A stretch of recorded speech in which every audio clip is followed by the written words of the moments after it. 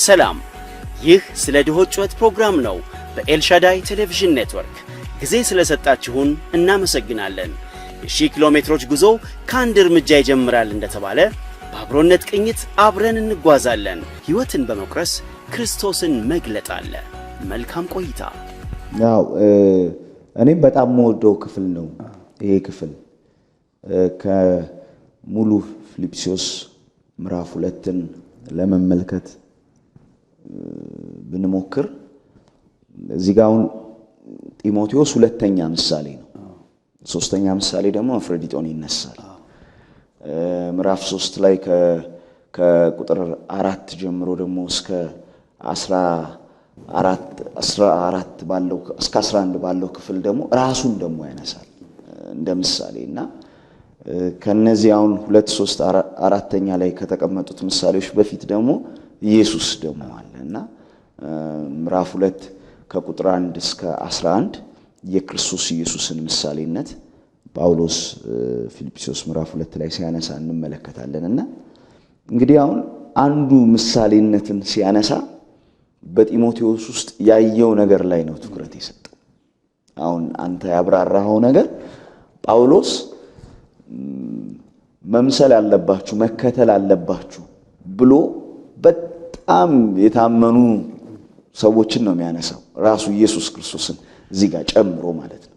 እንግዲህ ኢየሱስን አስወጥተን አፍሮዲጦን ብናይ፣ ጢሞቴዎስን ብናይ፣ ራሱ ጳውሎስን ብናይ በእግዚአብሔር መንግስት ሥራ ውስጥ ትልቅ ነገር ያበረከቱ ትልቅ ነገር ይሰሩ ናቸው። ግን እዚህ ጋር ጢሞቴዎስን ለምን ጠቀሰው የሚለው ነገር ነው በጣም ቁልፍ። ሲጠቅሰው አነጻጽሮ ነው በቃ የጠቀሰው። እሱ የሚያውቃቸው አሉ። የፊልጵስዩስን ቤተክርስቲያን ሲጽፍ አንደኛው ችግር የነበረው ምዕራፍ 3 ላይ የሚያነሳቸው ውሾች ብሎ የሚጠራቸው የአይሁድ የሕግ አስተማሪዎች ነበሩና ከነሱ ህይወት ጋር የጢሞቴዎስን ህይወት ያነጻጽረዋል። እና ሲያነጻጽረው ምን ብሎ ነው የሚያነጻጽረው? ስለ ኑሯችሁ በቅንነት የሚጨነቅ ማንም የለም፣ ሁሉ የራሳቸውን ይፈልጋሉ። በቃ ሩጫቸውን ሲመለከተው ሩጫቸውን ሲያየው ከራስ ሰርክል ያልወጣ ከራስ ጋር የተገናኘ ነውና ከዚህ ነጥለውና ከዚህ ያወጣውና ጢሞቴዎስን እሱ የሚፈልገው ግን እሱ የሚጨነቅበት ነገር ግን በቅንነት የሚጨነቅበት ነገር የናንተ ነገር ነው ብሎ ሊልክላቸው ያለ አገልጋይ ምን ያክል ይሄ ኳሊፋይ የሆነ በቃ በዚህ ጉዳይ ላይ ምክንያቱም ሰው ያስፈልጋቸዋል፣ ሊረዳቸው ነው የሚመጣው። ሊረዳቸው መጥቶ ሊጎዳቸው፣ ሊረዳቸው መጥቶ ሊበላቸው መሆን የለበትም አይደለ? ስለዚህ እርግጠኛ ሆኖ ኢንፋሲስ እየሰጠ ነው የሚልክላቸው ሰው ምን አይነት መስፈርቱ ደግሞ እናንተን የማይጎዳ እናንተን የሚጠቅም ያውም ደግሞ በደንብ የሚያስብላችሁ የሚጨነቅላችሁ። መቼስ የሚጨነቅልን የሚያስብልን ሰው አይደለም የሚጎዳን አይደለ? በእኛ ላይ አድቫንቴጅ ለመያዝ የሚሞክር እኛን ረቅጦ በእኛ ላይ ተንጠላጥሎ የሆነ ዓላማ ላይ መድረስ የሚያስብ ነው ሊጎዳንን የሚችለው። የነዚህ ሐሳውያን ትልቁ ታርጌታቸው ይሄ ነው። በቃ በህዝቡ ጫንቃ ላይ ተመርኩዘው እነሱ የሚፈልጉትን ነገር አቺቭ ማድረግ። ጢሞቴዎስ ግን እንደዛ አይደለም ነው የሚለው። የምር ግድ የሚለው የናንተ ጉዳይ ነው። የምር የሚያሳስበው የናንተ ነገር፣ የናንተ መንፈሳዊ ህይወት መለወጥ፣ የናንተ ኑሮ መለወጥ ያሳስበዋል። እናንተ ያላችሁበት የመከራዊ ችግር ሁኔታ በትክክል ያሳስበዋል። ያንን አድቫንቴጅ አይዝበትም የሚል ሐሳብ ነው የሚሰጠው። አንተ ካነሳው ጋር በጣም እኔም ስለምወደው የተወሰነ ሐሳብ ለመጨመር ነው። ሁሉ የራሳቸውን ይፈልጋሉ የክርስቶስ ኢየሱስን አይደለም። እና አንድ እዚህ ጋር መጨመር የምፈልገው ለሌላው መጨነቅ ለሌላው ማሰብ የክርስቶስ ኢየሱስ እንደሆነ አድርጎ ነው እዚህ ጋር እያነሳ ያለው አይደለ? ሁሉ የራሳቸውን ይፈልጋል የክርስቶስን አይደለም ብሎ የጢሞቴዎስን ኢንቴንሽን የጢሞቴዎስን ስለነሱ ስለ ፊልጵስዩስ ሰዎች መጨነቅ የክርስቶስ እንደሆነ ክርስቶስ የሚፈልገው ሐሳብ እንደሆነ አድርጎ እዚህ ጋር አያይዞ ሲያነሳው እንመለከታለንና የእግዚአብሔር ሐሳብ ነው ሌላውን ማሰብ፣ ሌላውን ማስቀደም፣ የሌላውን ችግር ማውራት፣ ስለሌላው ግድ ማለት እግዚአብሔር የሚፈልገው ክርስቶስ የሚፈልገው ሐሳብ እንደሆነ ይህ ክፍል በሰፊው ያሳየናል ብዬ አስባለሁ። ተባረክ በጣም ይሄ አንደኛ ቆሮንቶስ ምዕራፍ 2 ቁጥር 16 ላይ እኛ የክርስቶስ ልብ አለን የክርስቶስ ልብ አለን የክርስቶስ ልብ ነው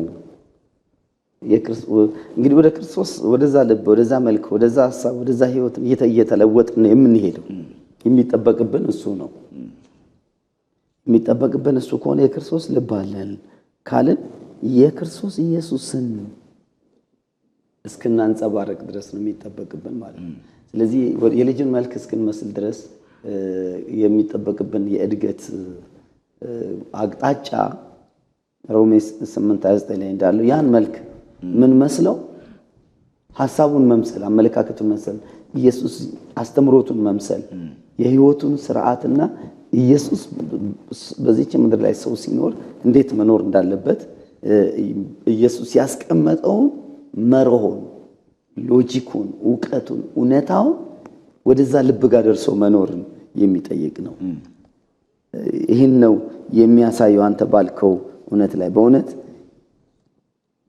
እዚህ አንድ ጽሑፍ ከስር ተጽፏል በእውነት የኔ ፍላጎት የክርስቶስ የሆነው ነው ወይስ የግል አጀንዳ በመንፈሳዊ አገልግሎት ስም ለማሟላት ነው ይህ የጢሞቴዎስ ሕይወት በዚህ ዘመን በትልቅ ቤትና በውድ መኪና የምንወዳደር አንዳንድ አገልጋዮችን ሕይወት ይሞግታል ብያስባለሁ ቤትም መኪና ማያስፈልግንም እያልኩ ሳይሆን ጥያቄው ለራሳችን ኑሮ ብቻ መጨነቅ የሚጨነቅ ልብ ነው ወይስ ስለሌላው ኑሮ የሚጨነቅ ልብ ነው ኢንስቲኒዮ ከእንዱ አፕሊኬሽንም ይሆናል አሁን ካለንበት ጊዜ ጋርም ስናስብ አንተ ይህን ክፍል መልስ ደግሞ አንብቦና ነው በእውነት እሺ በእውነት የኔ ፍላጎት የክርስቶስ የሆነው ነው ወይስ የግሌን አጀንዳ በመንፈሳዊ አገልግሎት ስም ለማሟላት ነው ይህ የጢሞቴዎስ ሕይወት በዚህ ዘመን በትልቅ ቤትና በውድ መኪና የምንወዳደር አንዳንድ አገልጋዮችን ሕይወት ይሞግታል ብዬ አስባለሁ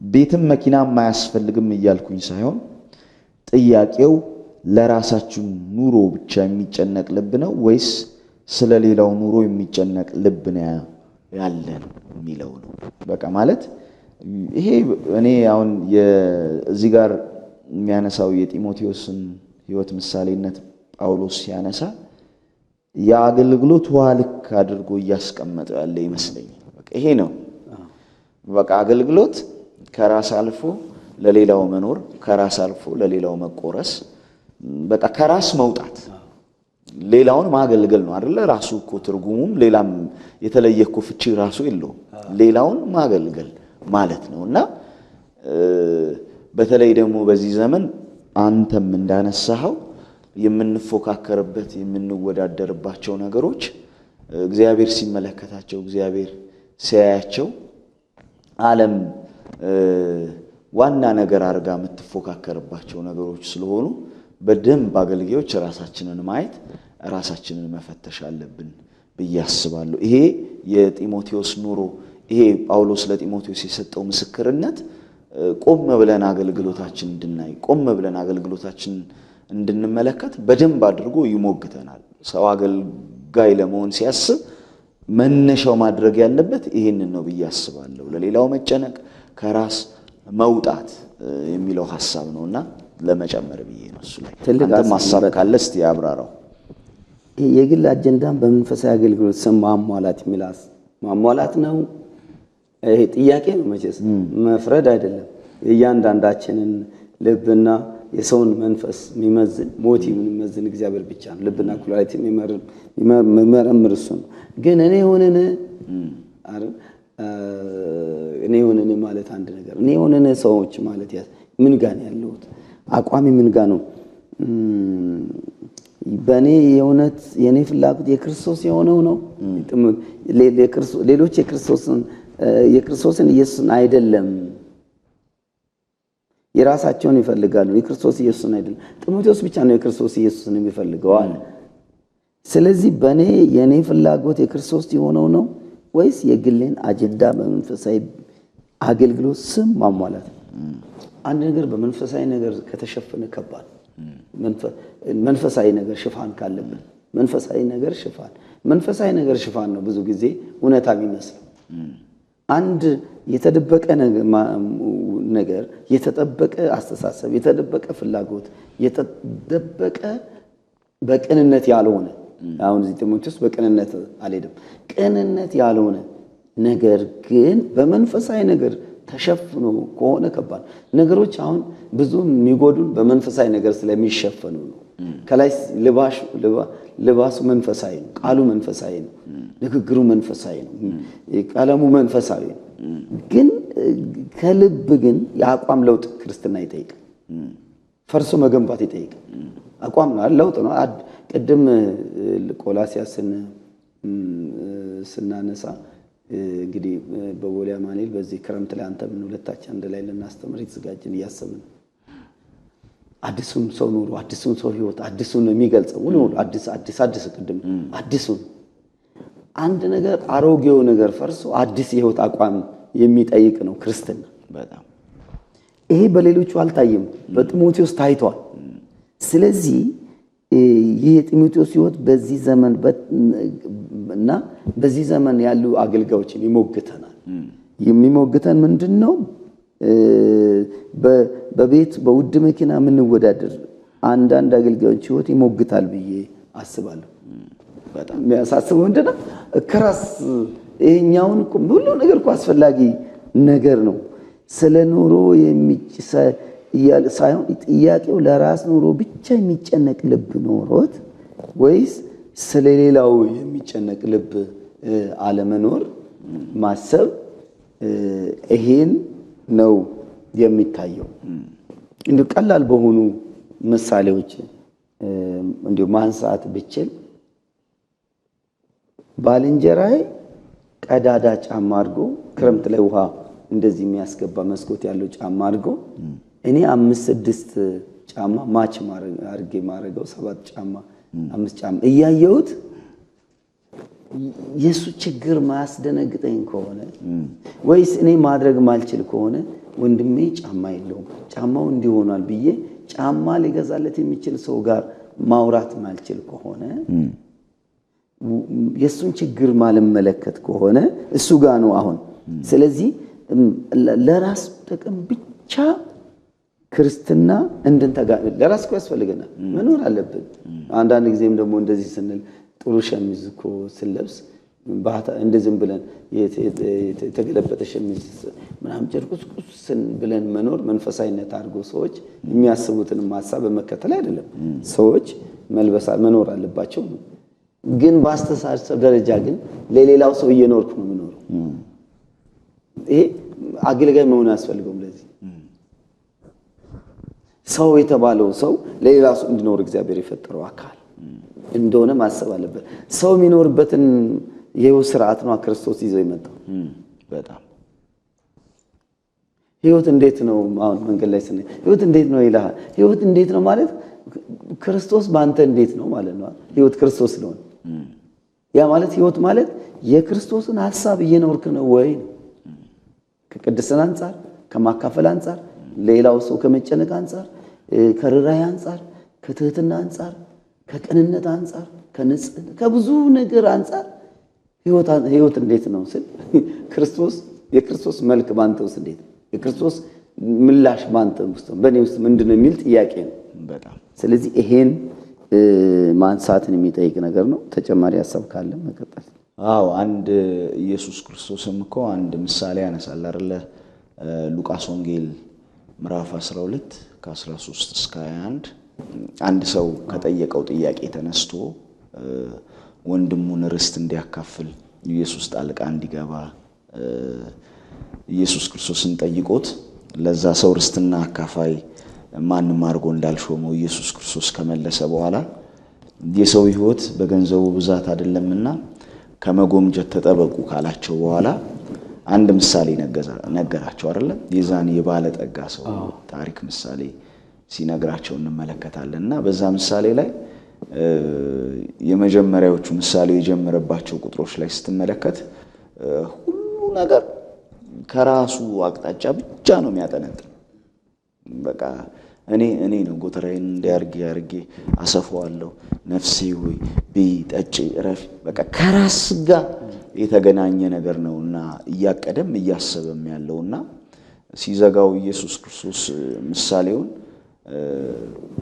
ለራሱ ገንዘብን የሚያከማች በእግዚአብሔር ዘንድ ግን ባለጠጋ ያልሆነ ሰው እንዲህ ነው ብሎ ነው የዘጋውና በምሳሌ ውስጥ ሊያስተላልፍ የፈለገው መልእክት ክርስቲያኖች ሕይወታቸውን ከስግብግብነት እንዲጠብቁ ማለት ከዚህ ካልተጠበቀ ሕይወት በአገልግሎታችንም በሁሉ ነገራችንም ላይ የሚያመጣው አደጋ ቀላል አይደለም መጠበቅ ካልቻልን እና እያንዳንዷን በተለይ ቃሉ የተጻፈበትን የመጀመሪያውን የግሪኩን ሐሳብ ራሱ እንመለከት ሁሉ ነገር አይ የሚል ነው። በቃ ከራስ ጋር ብቻ እኔ የሚል ነውና ሜንሽን የሚያደረገው ኢየሱስ ክርስቶስ ከራስ የወጣ ሕይወትን ለማሳየት ይሄ ሕይወት እግዚአብሔር የማይቀበለው እግዚአብሔር የማይመለከተው እግዚአብሔር ሳይው ባለጠጋ የማይለው ሕይወት እንደሆነ ለማሳየት ነውና የጢሞቴዎስም ሕይወት ይሄን ያሳየናል። እየወጣ ነው በቃ ከዚህ ያለፈ ነው። ለራስ ከማሰብ ለራስ ከመኖር አንኖርም ማለት አይደለም። ቅድም አንስተሃል። ግን ሁሉ ነገራችን በራሳችን እንትን የተቃኘ መሆን የለበትም። በተለይ ደግሞ የምናገለግለውን ሰው ስናስብ ማሰብ ያለብን ሌላውን መጥቀም እንጂ የኛ ጥቅም ላይ መሆን የለበትም የሚለውን ሐሳብ ላይ ለመጨመር ነው። ኢየሱስም ይሄንን ሕይወታችን ከዚህ የተጠበቀ እንዲሆን ከዚህ ሕይወታችንን እንድንጠብቅ ይሄንን ምሳሌ አንስቶት አይቻለሁ። ትልቅ ሐሳብ ነው በጣም። እሺ ወደ እዚህ ጋር አንድ ያነሳውን ሐሳብ ላንሳ ከዚሁ ጋር አገናኝቼ ለሌሎች ትምህርት መሆን ከቻለ አንድ አጋጣሚ እዚህ ጋር ገጽ 193 ላይ በዚሁ ርዕስ ስር አንስተሃልና እስቲ ስለ ፌበን ታሪክ የተወሰነ ነገር ንገረን። እንግዲህ እንደ ማሳያ ከሆነ እዚህ ጋር የተጠቀሰ ነገር ለሌሎች ትምህርት እንዲሆን ድሆችና ችግረኞችን ማሰብ የምናገኛቸውን እድሎችን አጋጣሚዎችን ሁሉ የሌሎችን ችግር የማውራትን ቅኝት ውስጥ ሕይወታችን ቢገባ አስተሳሰባችን ቢገባ ሊያስተምር ይችላል። የምናገኛቸው እድሎች አሉ። ሰው እናገኛለን። ባለጠጋ ሊሆን ይችላል፣ ዲያስፖራ ሊሆን ይችላል፣ ዘመድ ሊሆን ይችላል፣ ጓደኛ ሊሆን ይችላል። የምናገኛቸውን ሰው ሁሉ ለሆነ ሰው የሥራ በር እንዲሆን ምክንያት እንዲሆን የማድረግን ዝንባሌ በሕይወታችን ማዳበር አለብን። የምናገለግላቸው ሰዎች ውስጥም ያስተሳሰብ እንዲኖር በዚህ አቅጣጫ ዲሳይፕል እንዲሆን መቅረጽ አለብን የሚል ለሚል እሳቤ ይጠቅማል ብዬ አስባለሁ። እዚህ ላይ የጠቀስኩኝ በአንድ ወቅት በስዊዘርላንድ የምትኖር ፌበን አየለ የተባለች እህት አለችና ወደ ቤተክርስቲያናችን መጣ። ዝርዝሩን እዚህ ከማንበብ መጣ። እዚህ ጋር ተጽፏል ሐሳቡ። ጸሎት አሳለፈች። ከዛም በኋላ አንድ ቦታ ምሳ እንድንበላ ሄድን። ከዛ ጥያቄው የራሴን እዚህ እንደ አይነት ጥያቄ ነው ያሳችው። ጥያቄ ያቀረብ ኑሮ ላይ ምን ችግር አለብህ? ባለብህ ክፍተት መቆምና መደገፍ ፈልጋለሁ አለች። እኔ ነው የምትለኝ ምን ችግር አለብህ? በወቅቱ ብዙ አንታወቅም ወይ ሁለተኛ ዙሪያ ያየዋት ሴት ናት። በእኔ ዘንድ የሰነበት የራሴ ችግር ሳይሆን በእኔ ዘንድ የተሰበተ ማስበው ማቅ የራሴ ችግር ሳይሆን የሌላውን ችግር ማውራት አለብኝ የሚል አቋም ስለነበረኝ እህቴ እግዚአብሔር እኔን የጠራኝ የራሴን ችግር እንድናገር ሳይሆን የሌሎችን ችግር እንዳወራ ነው። ስለዚህ እንደ ሰው ብዙ የሚያስፈልጉኝ ነገሮች ቢኖሩኝም ግን የሌላውን ችግር እንጂ የራሴን ጉድለት አላወራም። የሌሎችን ችግር ለማየት ፈቃደኛ ከሆንሽ ከምሳ በኋላ ላሳይሽ አልኳትና ቤተክርስቲያናችን ያለበት አካባቢ በአዲስ አበባ ከተማ ጨርቆስ በሚባል ከሚታወቀው መንደር አካባቢ ስለነበር ወደዚያ ሰፈር ወስጄ ሰዎች የሚኖሩበትን ቤት ሽንት ቤታቸው እንዲሁ ያሉበትን ጉስቁልና ኑሮ አሳየዋት። ችግር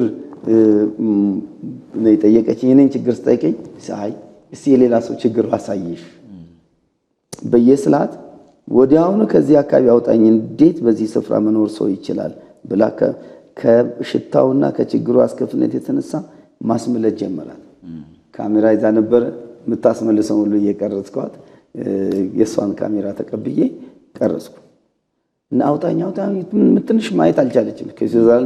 ከስዊዘርላንድ የመጣች በዓለም ላይ በጣም ውብ የሆነች ጽዱ የሆነች አገር ስዊዘርላንድ ናት ብዙዎች እንደሚያውቁት። ከዛ የመጣች ሴት እዚህ ሽታና ምናምን ሰው የሚኖርበት ሽንት ቤትና ሰው አብሮ ተቀላቅሎ የሚኖርበት ቤቴን ከቤትሽ ላይ አንሽልኝ ወይ አንሽልኝ፣ ቤትሽን ከቤቴ ላይ አንሺው፣ አንዱ ከአንዱ ጋር ተደጋግፎ የሚኖርበት ሰው ልጅ የሚኖርበት ማይመስልበት ውስጥ ይዣት ስገባ እርሷም በምን መርዳት ይቻላል ስትለኝ በአካባቢው ላይ አልጋ ላይ ያሉ በሽተኞችና አንድ ቀን እንኳን የሚበሉት የሌላቸው አረጋውያን ይኖራሉ። ለነሱ በሶ፣ ስኳር፣ ሻይ ቅጠል፣ ሳሙና አምጥተሽ እንኳን መርዳት ትችያለሽ አልኳት። እንግዲህ በትንሹ በሶ ነው ያልኳት። በሶ፣ ሳሙና፣ ስኳር በዚህ መርዳት ሰው ይቻላል አለች። ሄደች፣ አንድ ኩንታል ስኳር ገዛች። በኪሎ በፌስታል እንዲሰራ አደረገች። ሳሙና ያደረገች፣ ሚኒባስ ተከራየች። ከዛ በኋላ እዛ ያለችው መንደር ላይ በሶስተኛው ቀን ላይ መታ ዞራ አብረን አደልን የሰውን ችግር ነገሩ እዛ አላበቃም። ከዛ ደግሞ አላበቃም በሄደች እንደዛ አድርጋ ከዛ የድሮ ቀበሌ የሚባለው አሁን ወረዳ የሚባለው ቀበሌ ላይ አመራር የነበሩ ሁለት ሰዎች ከአንድ ነርስ ጋር ቢሮ ይመጣሉ። እኔን ፈልገው ይመጡና 100 አባወራ ያለበት ኩሽና የሚሰራበት ኩሽና አመዱ ተቆልሎ ቤቱ ዙሪያው ክፍት ከመሆኑ ቀን ምሽት ውሾች ያድሩበታል፣ ቀን እንጀራ ይጋግሩበታል። በጣም ለጤና ትልቅ ክፍተት እየተፈጠረ ነው። እነሱ 5 ብር እያዋጡ ነው። 100 አባወራዎች ሁለት ኩሽናዎች ናቸው እያዋጡ ናቸው። ነገን አልቻሉም። እባካችሁ ይሄን ቤት ብትጠግኑልኝ ይላሉ። ከዛ እኛ እግዚአብሔር ካዘጋጀን የምንጠብቀው እንጸልያለን፣ እግዚአብሔር ያዘጋጃል፣ እኛው እንጠግናለን ብያልኳት ብያቸው፣ ግን እግዚአብሔር ያዘጋጃል። በዚህ ጊዜ እንዲህ አንልም፣ ገንዘብ ግን የለንም፣ እንጸልያለን፣ እግዚአብሔር ሊሰጠን ይችላል፣ ደግሞ ያን ጊዜ እንጠግናለን አሉ። ከ4 ቀን በኋላ ፌበን ከስዊዘርላንድ ደወለች። የሆነ ስራ እድል አገኘው፣ ገንዘብ ቦነስ አገኘው። ስለዚህ 60,000 ብር ያገኘሁትን ወደዛ ምን ላድርግ ስል እዛ ያሳየኝ ችግር ያሳየኝ ሰው የሚኖርበት ማይመስለው ጋር ብትፈልግ ቀያሻዋ ጋርጋንቲ ያስደፋበት ብትፈልግ ቤት ጠግን ብትፈልግ ምንም አርግ 5,000 ለሆነች የተቸገረች ሰው ስጥና ከ60,000 55,000 ወስደ እንደዛ አድርግ ብላለች። በሱ ስንት ቤት ነው የተጠገነው? ስንት ኩሽና ነው የተጠገነው? በ55,000 ብር እንግዲህ የዛሬ 15 ዓመት አካባቢ ብዙ ብር፣ በጣም ብዙ ብር። አሁን አንድ ቤት ላይ ጠገነ ይችላል፣ ግን 10 ምናምን ቤት ነው የተጠገነው፣ ኩሽና የተጠገነው። ስለዚህ የራስን ችግር ሳይሆን ሰው መጥቶ ምን ችግር አለበት ሲባል የሌላን ችግር የኔን ችግር እኮ እግዚአብሔር ይሞላል። ደግሞ አጎሎብኝ አያጎልብንም። ነገሩ እግዚአብሔር ዓለም ነው። እውነት አንተ ስታወራ ደግሞ ምን ያደርጋል? ሌላም ያወራል። ዘር ነው ጉዳዩ፣ የዘር ነው። ዘር ነው የማጨድና የመዝራት ስርዓት ውስጥ ነው። የዘራ ነው ምናጭ ነው። ስላንተ እኔ አውርቼ አንተ ስታረግ እግዚአብሔር ዓለም ውስጥ ደግሞ የኔን የሚያወራ እኔን የሚያስብ ሰው እግዚአብሔር ሊያስነሳ ይችላልና እንግዲህ ባለን 5 ደቂቃ ተጨማሪ ሐሳቦችን ከዚህ ታሪክ ጋር አንስተን እንጠቀላለን። አንተ ዳው እዚህ በጣም ደስ ይላል። ያው እኔም ነገሩ በሚደረግበትም ሰዓት ፌበን ይህንን ብር ልካ ኩሽናውም ሲጠገን በአይኔም ስላየው ምን አይነት ስሜት እንደተሰማቸው እንዴት እንደተደሰቱ አስታውሳለሁ። እሷ አንተ ከራስ አልፈ የሌላውን ችግር በማውራት ምክንያት የሆነው ነገር ለብዙዎች ደስታ ምክንያት ሲሆን አይቻለውና እዚህ ጋር ማጠቃለያ ሐሳብ ብለህ ያነሳው ሐሳብ አለ። ወገኖቼ እኛ የሌሎችን ችግር በጥቂቱ ይሁን በብዙ መናገር ከቻልን በርካታ በጎ ነገሮች ሊሰሩ ይችላሉ። ገንዘባቸውን ሰጥተው ችግራችንን የሚረዱት ከእግዚአብሔር ዘንድ ከሚካፈሉት ያልተናነሰ በረከት እንካፈላለን ብዬ አምናለሁ። ስለዚህ የራሱ ችግር ተቀርፎ ደስ ከሚለው በላይ የሌላ ሰው ችግር ተቃሎ ደስ የሚሰኝ ትውልድ መነሳት አለበት ብለህ የመደምደሚያ ወይም ይህንን ሐሳብ ታጠቃለዋለህ በዚህ ነገር እና እዚህ ላይ የምትጨምረው ነገር ካለ? እኔ ሰሞኑን 2 ስልኮች በጣም ተደጋጋሚ ይደወሉልኝ ነበርና በጣም ጓደኞቼ አይደሉም፣ ግን ያው አብሮ የጤና ቡድን ውስጥ በመጫወት ማቃቸው ልጆች ሁለቱም በየፊናቸው ተቸግረው ነበረ ይደውሉልኝ የነበረውና ተቸግረው ሲደውሉልኝ ዋነኛ ትኩረታቸው የነበረው እኔ እነሱን ችግር ለሌላ ሰው እንዳቀርብላቸው፣ እኔ እነሱን ችግር ለሌላ ሰው እንዳወራላቸው ነበር ያወሩኝ የነበረው። ያሉበት ችግር በጣም ከባድ ነው፣ ቀላል ችግር አይደለም።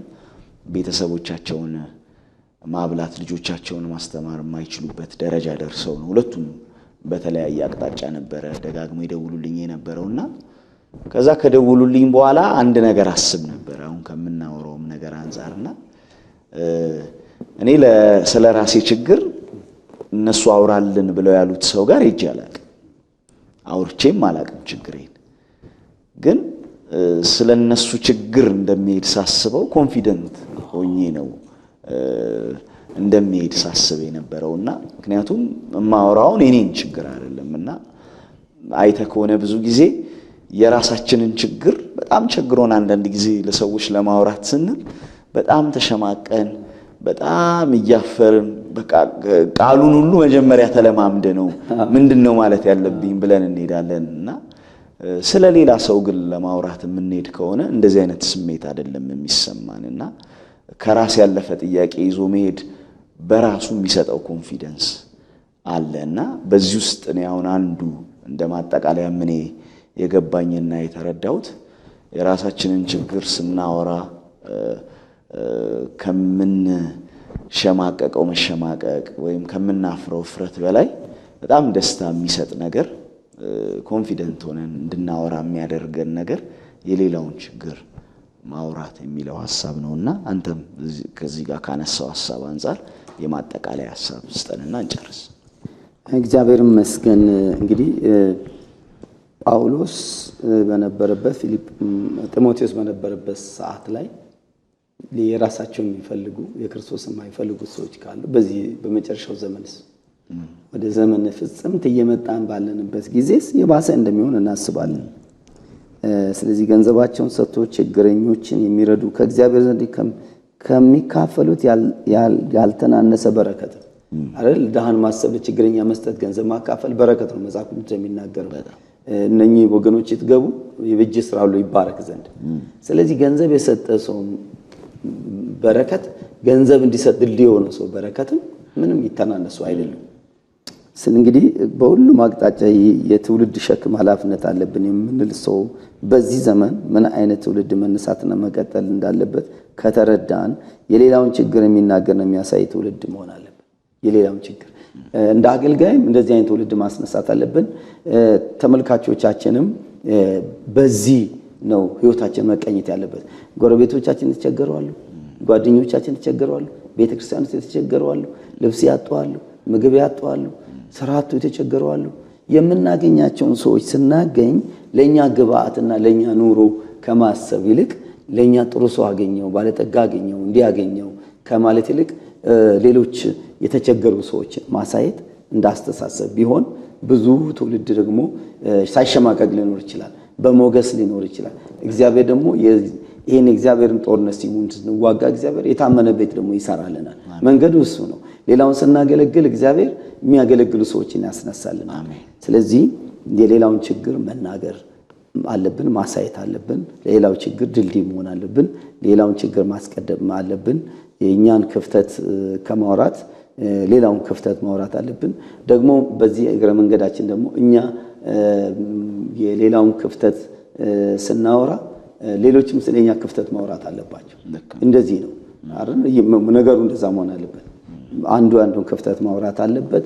ስለዚህ የሌላውን ችግር፣ የሌላውን ክፍተት፣ የሌላውን ፍላጎት እና የሌላውን ተግዳሮት የሚያወራ ትውልድ መነሳት አለበት ምድራችን ላይ እንዳስተሳሰብ እንደ ተሐድሶ እንደ ንቅናቄ እንደ ጢሞቴዎስ የሚጨነቁ በቅንነት የሚጨነቁ ሰዎች መነሳት አለባቸው እኛም ቢሆን ደግሞ እግዚአብሔር በሚያውቀው የልብ ሚዛን ፍተሻ ትክክለኛ ሚዛን ላይ ካሉን መመለስ አለብን ራሳችን ማስተካከል አለብን ንስሐ መግባት አለብን ትክክለኛ መስመር ውስጥ ገብተን ዘመናችን በክርስቶስ የሕይወት መልክ ውስጥ ቀርጸን የክርስቶስ ሐሳብን ተከትለን አገልግለን ማለፍ አለብን ወንድሜ ሸዋ አስተማሪ ሸዋ ጌታ ኢየሱስ ይባርክ በዚህ መተ በድሆች ፕሮግራም ተመልካቾቻችን ስም ላመሰግን ወዳለሁ ጌታ ኢየሱስ ይባርክ በሚቀጥለው ፕሮግራም እስክንገናኝ ድረስ ተባረክ ተመልካቾቻችን እግዚአብሔር ባርካችሁ ተባረኩ አሜን ሰላም ይህ ስለ ድሆች ጩኸት ፕሮግራም ነው በኤልሻዳይ ቴሌቪዥን ኔትወርክ ጊዜ ስለሰጣችሁን እናመሰግናለን የ1000 ኪሎ ሜትሮች ጉዞ ከአንድ እርምጃ ይጀምራል እንደተባለ በአብሮነት ቅኝት አብረን እንጓዛለን ሕይወትን በመቁረስ ክርስቶስን መግለጥ አለ መልካም ቆይታ